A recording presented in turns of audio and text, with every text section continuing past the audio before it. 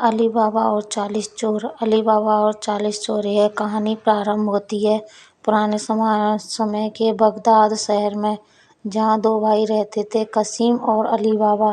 قاسم امیر تھا جبکہ علی بابا غریب تھا۔ علی بابا اپنے پریوار کا بھرن پوشن کرنے کے لیے لکڑیاں کاٹتا تھا۔ ایک دن جب وہ جنگل میں لکڑیاں کاٹ رہا تھا، اس نے ایک گروہ کی آواز سنی۔ وہ پیڑ کی اوٹ میں چھپ گیا اور دیکھنے لگا کہ کیا ہو رہا ہے۔ گروہ کے حصص دار گھوڑے پر سوار ہو کر آئے اور انہوں نے ایک بڑی چٹان کے پاس رک کر کہا، "کھل جا سم سم"۔ چٹان الگ ہو گئی اور ایک غفا پرکٹ ہوئی۔ سارے چور غفا کے اندر چلے گئے اور جب واپس لوٹے تو ان کے ہاتھ سونے اور رتنوں سے بھرے ہوئے تھے۔ چوروں کے چلے جانے کے بعد علی بابا نے بھی وہی واقعہ دہرایا، "کھل جا سم سم"، اور غفا میں چلا گیا۔ وہاں اس نے ان گنت خزانے دیکھے۔ علی بابا نے اپنی جھولی میں بھر کر کچھ سونے کے سکے اور رتن لیے اور غفا سے باہر آ گیا۔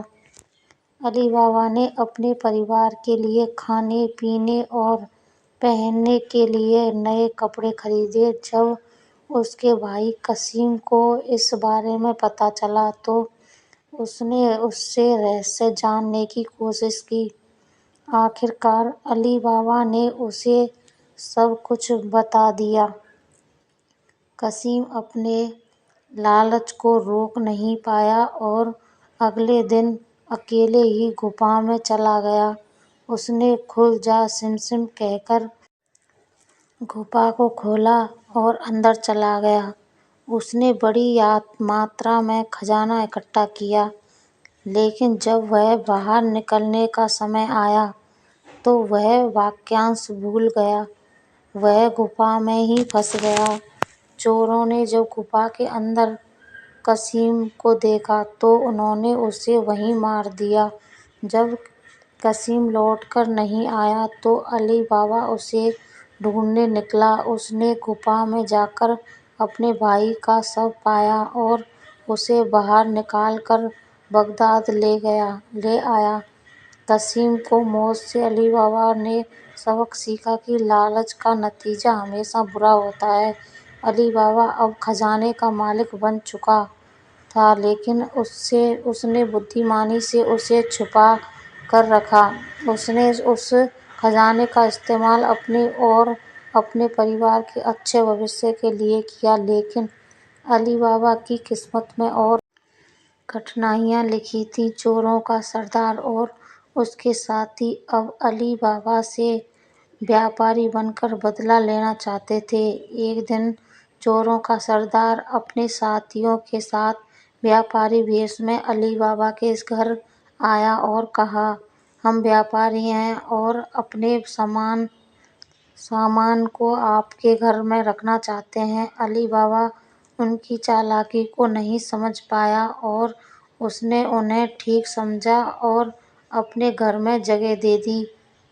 چوروں کا اصلی ارادہ رات میں علی بابا کو مارنے کا تھا، مگر علی بابا کی نوکرانی مرجینا نے اس چالاکی کو بھانپ لیا۔ اس نے ایک ترکیب سوچی اور چوروں کا دھیان بھٹکاتے ہوئے اپنی بدھمانی سے سبھی چوروں کو بے ہوش کر دیا۔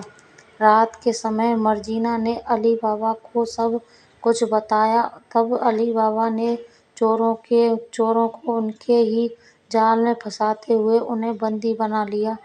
چوروں کا سردار بھی پکڑا گیا اور علی بابا نے اس کے ساتھ مرجینا کی شادی کر دی، جس نے اس کے پریوار کو بچانے میں مہتوپورن بھومکا نبھائی تھی۔ اس پرکار علی بابا اپنے پریوار کے ساتھ سکھ پوروک رہنے لگے اور اس نے مرجینا کی مدد سے اپنے خزانے کا صحیح اپیوگ کیا اور غریبوں کی سہایتا کی۔ اس نے سدھ کر دیا کہ ایمانداری اور بدھمانی کے ساتھ کام کرنے سے سبھی بادھائیں پار کی جا سکتی ہیں۔ اس کی کہانی ایک اداہرن بنی کہ جب ایمانداری اور نیک دلی سے کام کیا جاتا ہے تو کٹھنائیوں کا سہج پار ہونا نشچت ہے۔